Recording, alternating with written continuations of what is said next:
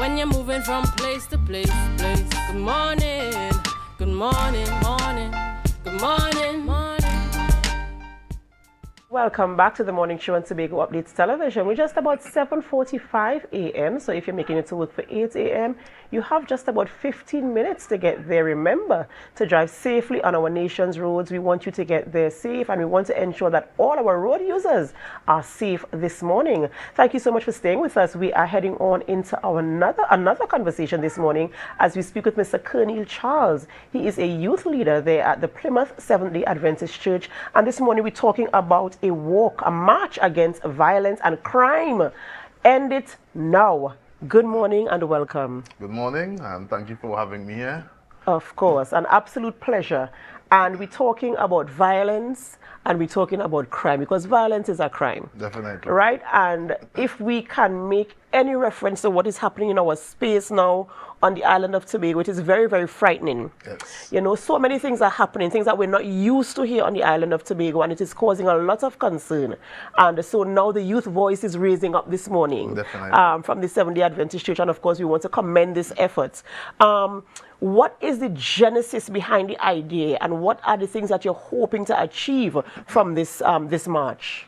Well, you know, I'm from Plymouth, right? And I attend the church in the Seventh-day Adventist Church in Plymouth there. And you know, recently there have been several incidences of violence, right? And we as a church, you know, saw it as a strong responsibility to make our voice be heard, to get out there in the village of Plymouth and encourage a non-violence life, encourage a community where it can be safe, where it can be peace, and when everyone can come as one within unity to promote a non-violent community. And you know, it really does start community by community, household by household, to ensure that we can stay safe and we live in a space that is non-violent, as it were. And so now we're having this march.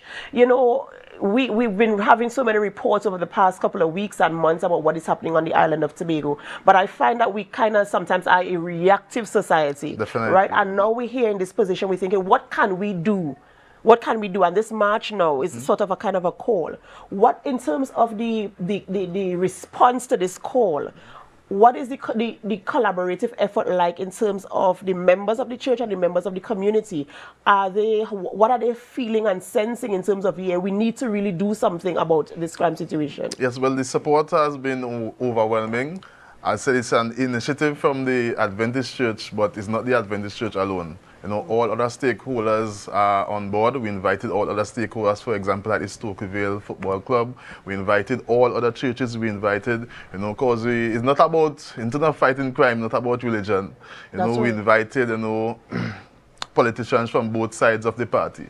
So it's beyond political affiliation and beyond religion. So we want, everyone has to come together to fight crime. And this is what we want to incorporate. This is what we want to push forward for us to really fight the situation that is happening right now. And you're quite right. You know, crime and violence is not a one-man thing. It's not a one organization thing. It affects all of us who reside in the space where these things are happening. And so the call for us to come together as one to fight this is very, very important and very commendable. And I do hope that the people come out in their numbers for this particular event. You know, this taking place, remind us when this is taking place? Next week, Saturday, that's this Saturday, the 17th of August. At 3:30 p.m. It starts at the Plymouth Seventh-day Adventist Church on Shelbourne Street. And we're going through the villages, through the village of Plymouth, and we're stopping at different areas where we'll give a little message and, of course, a word of prayer to cover the neighborhood, cover the village. This, you know, we have been in the community. We are usually in the community, you know, so going out Saturday, next Saturday coming, you know, we are already seeing the support. You know, when we were out there, you know, we see people fearing for their lives, you know, people crying, people wondering what's going on. And so we just coming together to show that, you know, the village has the support of not only the churches, but other stakeholders in the community as well. And, you know, you said you see people crying out, and, you know, we've been crying out for some time. And before we came on air, we were talking about the things that we can do as the people in communities. Do you see any discussion or any potential for this particular march to go through different communities, even though you are based in Plymouth? Do you have any thoughts of taking it to different community, let's say community to community through the island of Tobago? Definitely. Well, the AOI Society under the Seventh-day Adventists, you know, we have a collaborative effort. So for our Youth Day, which was for a few months back, we had a drive through Mount St. George, that's the Mount St. George Adventist Youth Arm, and we are having this march in Plymouth now, and the Mount St. George Arm is coming to support us as well. So we see that we want to carry it in other villages, you know, other communities where we can really, you know, have a foothold, you know, show them a better way of life instead of the violence, you know. One of the barbers previously, they are from Plymouth, you know, and, you know, he's a proper example of, you know, coming out of Plymouth and doing something good. And he also spoke about bullying in the last interview, and we want to start as well from the child coming up, right, where we will, you know, if you deal with them at the child level, when they reach up, it'll be easier to keep them. And that's right, you know, as we mentioned in this interview, we speak about sometimes responding after something happens, and sometimes we don't look at what we can do to prevent things from happening. Definitely. And of course, having those conversations with young people and providing alternatives for them is a good way to keep them at least at bay, you know, from participating in violent and criminal activities in the spaces where they occupy. And, you know, as again, commendable, very, very commendable effort. And I do hope that, you know, the people come out and support and they get their voices heard. You spoke about talking to the young people, basically mentorship. In terms of where you sit, whether it's part of AI or the SD churches, what type of mentorship have you been giving to people in your communities or even in your local communities or even in the church community in terms of helping them to stay focused and to live a life that is free of violence and crime? Well, each Saturday we have programs in the evening from 4:30 where these evenings we invite in other people from, like say, the police, other people from different aspects to come and give their experience, you know, share their knowledge with us, you know, so that, you know, they will get another perspective from outside, you know, to really stay focused and stay in church and not go into the life of violence and stuff like that. And it has really been eye-opening, not for the youth, but for the parents as well. Because, you know, parents has a lot to play in terms of nurturing the children coming up. And you're quite right, and I'm happy you went on to talking about parents because they have the responsibility, of course, to take care of children. Sometimes it becomes a little bit hectic because you have to go to work, you have to come home, see about the home, see about the children, see about everything, and sometimes it's easier for them to just give them a device and say, okay, play on your tablet or watch TV or something in the meantime.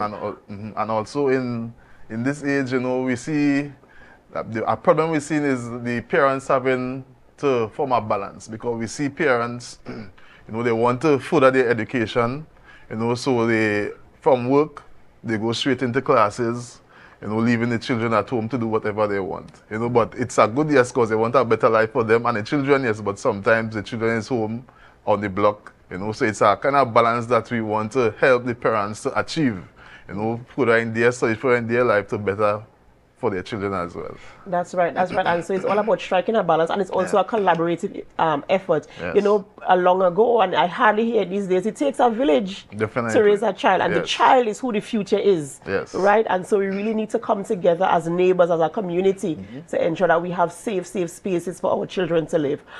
This event taking place on August 17th begins from 3:30 p.m. And tell us the route. I know you mentioned that there will be stops, but what is the route for this walk on the 17th? Right, well, we live in the Plymouth Church and we'll go into, I don't know if you know, we're going to Goat Rock, right? Then we'll be up to Bethesda Hill.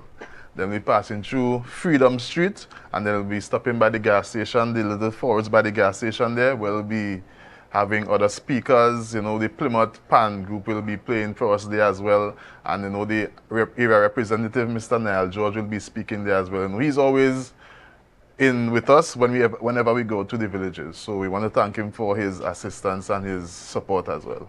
Right, and of course, the support of all who are coming Definitely. to ensure that this walk is a success.